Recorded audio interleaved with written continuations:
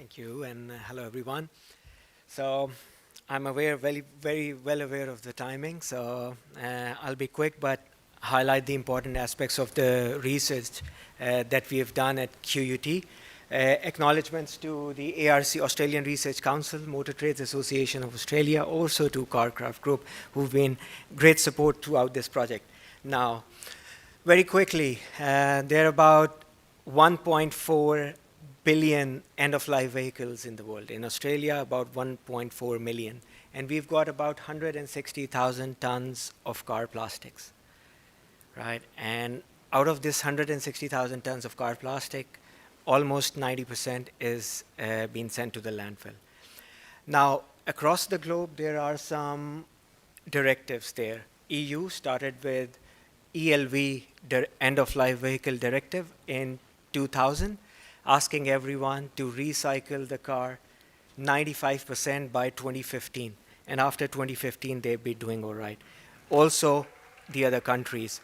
But in Australia, there's no direct ELV. I'll talk more about that.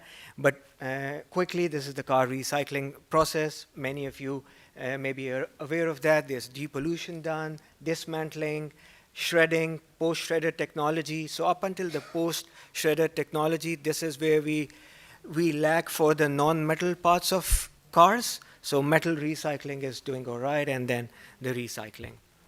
Now with the directives all across the globe, the fonts are smaller. Please only focus on the red ones here. I'll make it this simple for you. Now if we look at the legislation, we see Europe is doing it. Japan, there's a legislation. Australia, only related laws. Same with US. Now, vehicle collection, authorized vehicle collections being done in those parts of the world. But with us, we've also got backyard boys, who we call it as unauthorized wreckers and collectors. So that's a problem there. Then with the treatment and facilities and the technology, the Europeans, Japanese, even China is doing pretty awesome job there. But with us, we have voluntary schemes and stewardship, as we've talked about. Recycling with the plastics is done in those parts, not with us. And market for second-hand products. So still underdeveloped here in Australia. And looking at the car, approximately 100 kilograms on average are car plastics out of 1,000 kilograms of end-of-life vehicle. Now, if we compare Australia and Belgium, and there are two studies that did that, why Belgium? Because like Australia, they don't manufacture cars there, so they import vehicles. So with Belgium market, they're pretty much doing all the recycling of all the metals and plastics, whereas us, no recycling for the car plastics. This sums up to 90% material recycling in Belgium, whereas 71 with us. Energy recovery is none. And the automotive shredder residue, which is car fluff, only 5.6% there, and we've got about 28% here. This sums up to 6% of the total plastic waste this country generates. Now we did from this research, there were two studies done. Part one was the exploratory study. All right, what are the barriers? What are the enablers? What are the key factors that we can find out to make this industry work and sustainable? Now, with this study, simple methodology was qualitative surveys done with 42 stakeholders. Some softwares was used. About 250,000 words of transcripts in total, and then it was analyzed. Who were the stakeholders? There were three groups: car wreckers and panel beaters. It was one. The other group was decision makers, local councils, federal government, stewardship schemes, and industry associations. And then group number three was the opinion leaders. So they were the plastic recyclers, chemistry professors, and opinion leaders from the recycling industry. So answer in brief and short, regulation hands down appeared to be the top enabler that can enable this industry to flourish, the recycling, sustainable car industry. And then it was technology. New technology potential. So if you can see here, 40 out of 42 respondents said that with the regulations in place, we see this industry emerging as a proper recycling industry in Australia.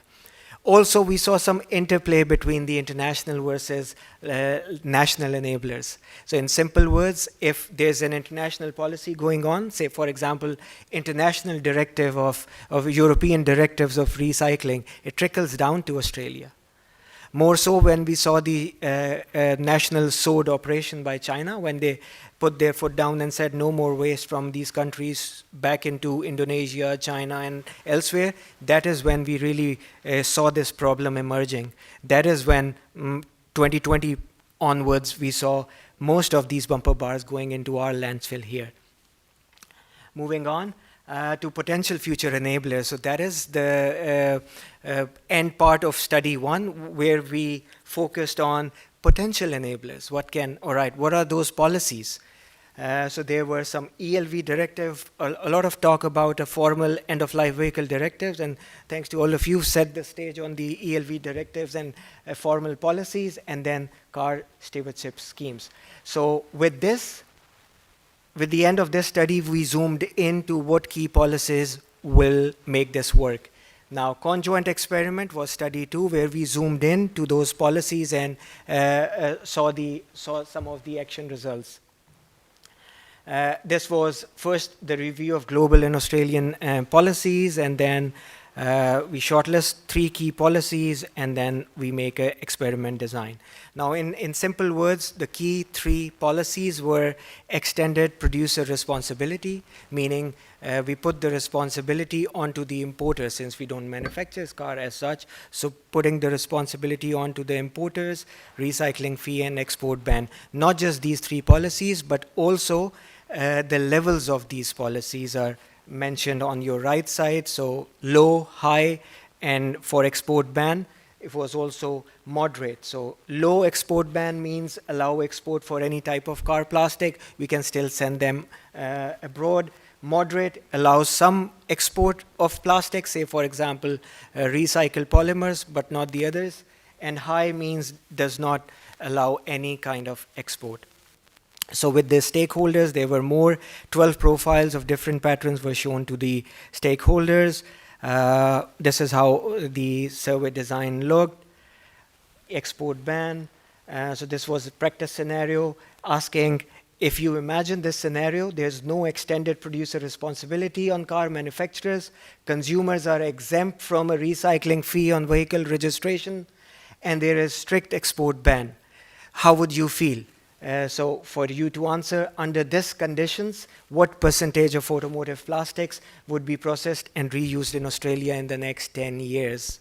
So depending on the percentage for all those stakeholders and more, we found out that, and this was another scenario. So 12 scenarios were given. These are the 12 scenarios. In short, 2 scenarios stood out.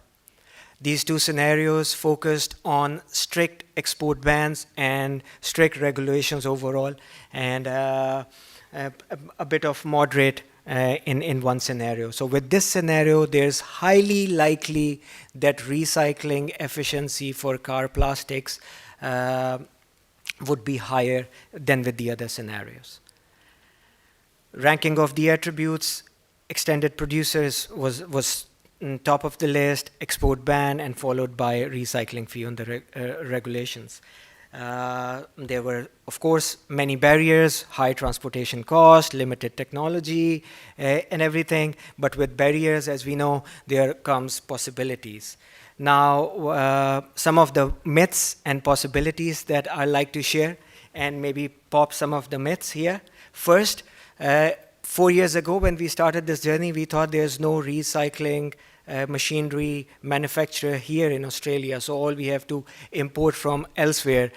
But later we found out that there are more than 4 machine manufacturers here who are absolutely making products that can do bumper bar recycling and hard to recycle plastic. One of them is Telford Smith Engineering in Melbourne. It's 100 years in operations.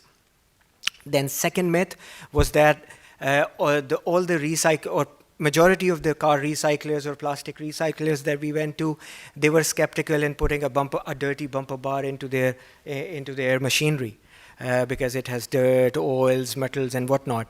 But lo and behold, we found 2 recyclers who are just doing bumper bars recycling. One is GT Recycling, based of Geelong, and they're making PP pellets from the bumper bars, and the other ones is JK Plastic, predominantly doing just the bumper bars, meaning there is a demand, there's a potential in this industry.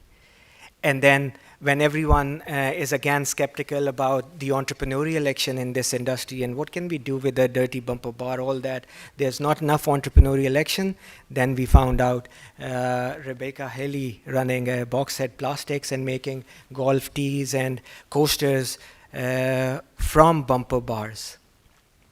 Not just that, there are other possibilities with Garden City Plastics who are giving plastic pots to Bunnings made up of recycled. 50% is recycled from car plastics. So these are some of the potentials and possibilities. And then today, Ben and I were talking, Ben was discussing about a guy in US making all these road barriers from recycled plastics, and another person based of Brisbane is exporting those plastics to them. So the opportunities in construction industry, housing are enormous. Lastly, the way forward is to look at government grants. There's millions of dollars around the modernization funds. We've looked at sustainable loans from banks who are focusing on, if you want to start something around recycling or hard to recycle plastic venture, there are sustainable loans on that. Product stewardship scheme, and we are firm believers that everyone has to work together, industry, researchers, and innovative entrepreneurs to be able to self-sustain the automotive recycling industry. That would be all, guys. Thank you very much. Thank you.